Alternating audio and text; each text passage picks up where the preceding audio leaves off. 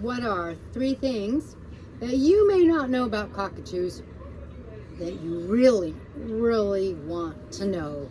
If you're thinking about getting a cockatoo, that's my macaw, or green-winged Rosie, and 1 or 2 other extra things about cockatoos for you.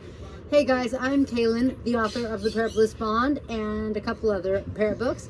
That there is Gaia. She is our Timna, who I happened to adopt a few months ago. My flock is full. I keep saying that, but Gaia came anyway. I always wanted a Timna.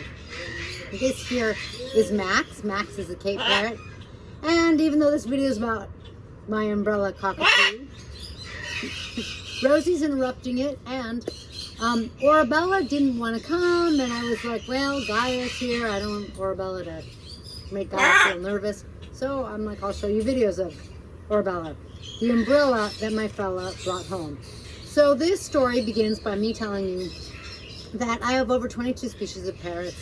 Parrots are my bliss, meaning they make me so happy. They're, to me, what makes color in a lot of sounds in my life. And the sound part is literal. The color is metaphorical and literal. I love parrots. I've learned a lot about parrots. I have like 4 or 5 books on parrots, including my latest, which is a care journal, so that if you have a baby parrot, like a new baby parrot, it helps you know everything that you need to get them started, to make sure you have this, make sure you have that, make sure you're doing this, that kind of thing. All available on Amazon under KB Raphael.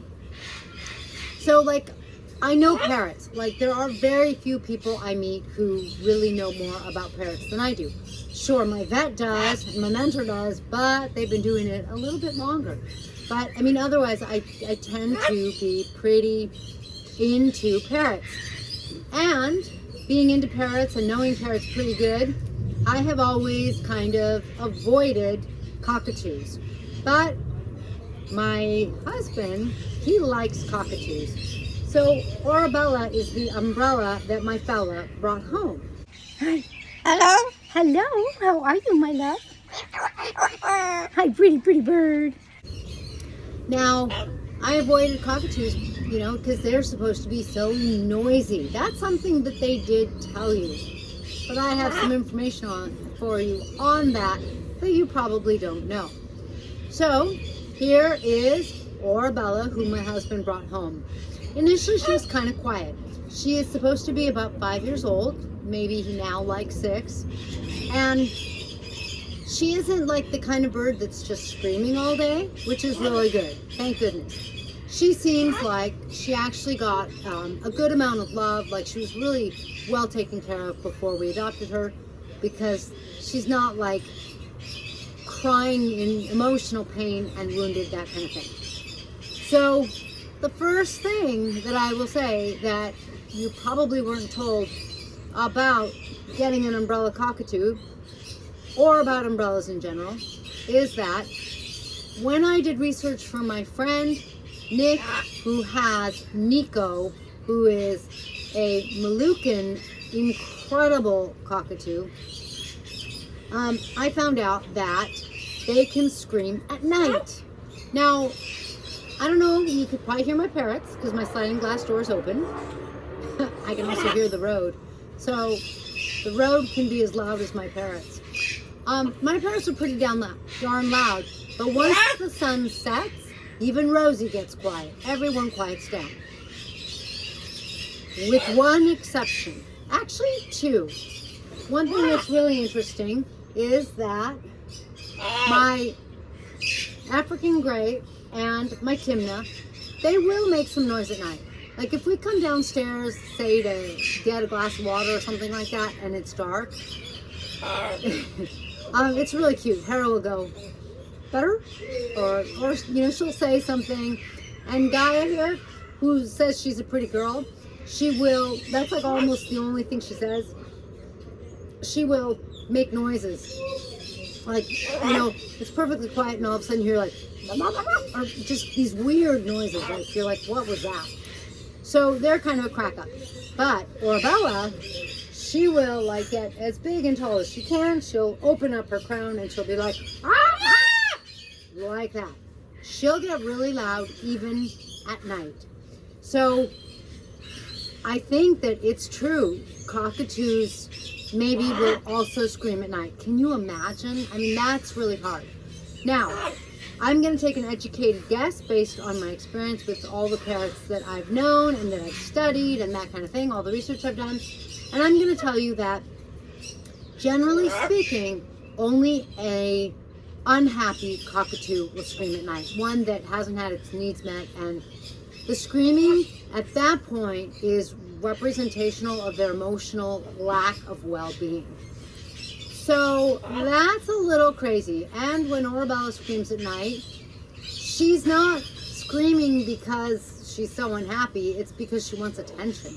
Even though it's like 9 o'clock, 10 o'clock at night, it's dark, everyone else is quiet, everyone else has gone to bed, no one else would make a sound because they wouldn't want predators in the wild to find them, so it's kind of crazy. Kind of really crazy. Next, number 2. So my friend Nick and his Moluccan Nico, I met Nico and I fell in love with Nico. Nico's really awesome. And my friend Nick's kind of having a hard time because he's had Nico for a couple of weeks now. And Nico's starting to get kind of unfriendly. And let me tell you, this was like one of the most friendly, loving birds I'd ever met. And we were shocked when we met Nico at Nick's restaurant, Mole, a really good Mexican restaurant. And one of the other patrons who Nick knows came up and was like poking Nico. And we're like, oh my God, you don't poke parrots. Because kind of like a bear, they bite you and they've got really significant beaks. What are you doing? You're just kind of hiding back there. Like, you just don't do that, especially, you know, oh my goodness, those big beaks, they can really hurt you. And, you know, I mean, it's kind of like if someone came up and started poking you, you would, there are a lot of people who would like whack them back, like, what are you doing? And, you know, a stranger comes up, doesn't say anything that you understand and starts to poke you. Not a good thing. Nico took it in stride. He was like, I mean, he was so chill. So Nick's fantastic with his birds, and they have a fantastic setup. It's not a lack of love. It's not a lack of caring. It's a lack of time and attention. Most of my parrots, I do have them with at least one other parrot of their own species so that they can get along and they have their own flock. They're happy. They have their social structure so they don't feel lonely. Rosie, what's going on? We'll go. Oh, did you say walk? Walk. We'll go for a walk after. Let me finish my video. She loves to go for a walk. So I think what's going on is Nico isn't getting hours and hours and hours of attention. And that's sort of what cockatoos really want. Now, those hours of attention, and this is the second thing, I don't think anyone's ever told you. They tell you this is a bird that wants attention. I mean, they say parrots are like children. They need a lot of time and attention.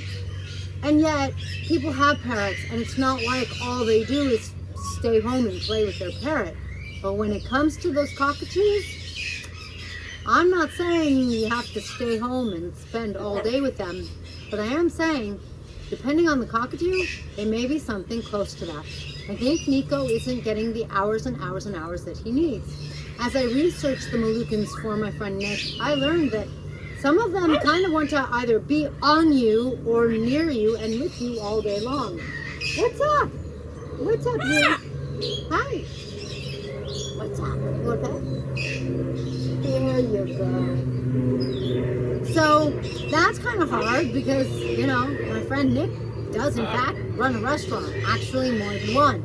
He's a busy man. He's got things going on. I'm sure the same is true for you. You're busy and you have things going on.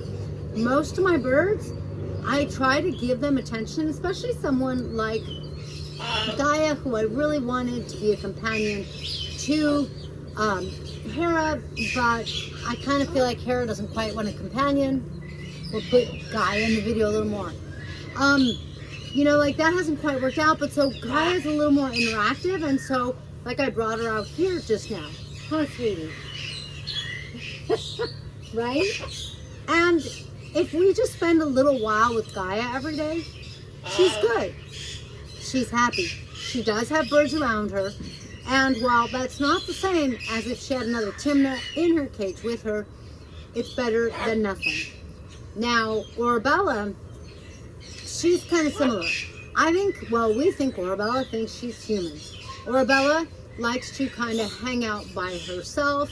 She doesn't really seem to want another parrot to be her friend, but she wants to know that we're around. She wants to see us during the day. She wants to come out, she wants to walk around on the counter, she wants to play in her box, because she has a box that she can destroy. It's a wooden box she can play with, bite at, that kind of thing. And when we walk by, she wants to talk to us, she wants to be acknowledged. She really has a different set of needs. When people say, like I said, that parrots are like children, with the other parrots, I was like, I guess I see what they're saying. I really see it now. I would say cockatoos and really big birds. Rosie's not that bad, but Rosie's kind of like that, our green-winged macaw. Those are birds that are more like children. Their emotional intelligence is higher, and I looked up IQ versus EQ for you to talk about it in this video, and I kind of got an answer that IQ is like an ability to know vocabulary and math and spatial stuff, and kind of that cognitive and mental ability, whereas EQ is that emotional ability to connect with other creatures, to empathize. And to me, it is to know, in Orabella's case, that, know what she wants, that she wants attention. When she sees someone, she says hello, and I think she's insulted when they don't say hello back. Of course, they're not expecting a bird to say hello to her, and they're all like, they don't even know it was her. They usually look at us and they're like, oh, hi. And we're like, it was the bird. Say hi to the bird. You're being rude to the bird. We don't really say that, but that's kind of what it's like. Literally, when she sees someone, she says hello, and she expects them to say hello back. If she doesn't come upstairs about an hour before dark, she screams. Why? That's her time. That is her exclusive one-on-one time with us, where she comes, she sits, she hangs out. She'll ask for pets if she wants pets. She'll walk, if the cat gets on the bed, because that's like when we're relaxing, we're winding down, we're either on our computers or maybe we're watching something, but no one else is allowed on the bed. This is Orabella's turn and her time, where she's on the bed, the cat gets chased off. If the dog comes, the dog gets chased off. It is her time. If she gets her time, she's fine. You take her back down, no problem. But if we go down for water later, she'll scream. But if she doesn't get her time, she screams because it's her time. She's kind of having her tantrum saying, hey, I want my attention, I want my love. She really relies on it, and without it, she's just not the same. The third thing, and this wasn't going to be my third thing, but we'll make it the third for right now, that people didn't tell you about cockatoos is they don't need to eat as much food. When we first had Orabella for a couple months, I took her to my vet, and I was like, I think I heard her wheezing. And when I heard that once before with my Amazon, my vet caught an infection and took care of it, got rid of it. But with Orabella, I'm like, I think she's wheezing, and I don't feel like she's eating. And my vet's like, she checked her out. She's like, sometimes the wheezing is nothing. In this case, it's nothing. Glad you brought her. But cockatoos don't require as much food to survive. They'll eat less food than other birds. They're like, what? So when it comes right down to it, Orabella can do just fine with very little food, almost not eating some days, as long as she gets attention. As long as we let her out of her cage, she walks around, she is the queen, she gets to be the queen, she gets to do whatever she wants, she gets to say hello, she gets to spend time with us. Sure, you can offer her some food, maybe she'll take it. But that's not the most important thing to her. Really, I'm not exaggerating when I say to you, sure, she has to eat, but not here's the amount she has to eat, and here's the amount that she needs that attention and that love. And to really feel like she's a part of the family, and to feel like she's getting one-on-one time and attention with us. So she is a very different bird in that sense. You really have to prepare yourself for a bird like that. In case you didn't know, one of the most rehomed parrots, one of the top 3, are cockatoos, and I think you can kind of see why. Macaws and Amazons are too, and the reasons they get rehomed, of course, are because they are loud. But you know, you could really see cockatoos, they're just their decibel is higher, so it can damage your hearing more so than with an Amazon or a macaw. And the Amazon and macaw, like I said, you know, when the sun sets, they really quiet down, and they don't have that same high demand for the attention to maintain their well-being. So if you're looking at getting a cockatoo, you know, I think it's very rewarding. Orabella is almost like another child, because she just has such a personality, and she really seeks me out, and she comes and she really wants pets, and it's like we're developing a relationship. And it's not to say that I don't have that with my other birds, but I don't have it on the same level. It's not as intense, it's not as deep. So it's kind of an incredible relationship, but it really has, you know, both of those sides. Make sure that you're really understanding that side that's going to eat your walls, because they really like to chew on things, that's going to potentially scream at night if you're not giving them all the attention they want, that kind of thing. So that if you get a cockatoo, you and the cockatoo don't end up happy, because after all, part of my mission is to make sure that you and whatever parrot you get is the right parrot for you, so that you guys click, make a good match, and live happily ever after. Because I don't think there's much better than your family, your kids, your spouse kind of thing, and then the incredible bond and relationship you can have with your pets, but certainly your parrot. Thanks for watching. We will see you next time.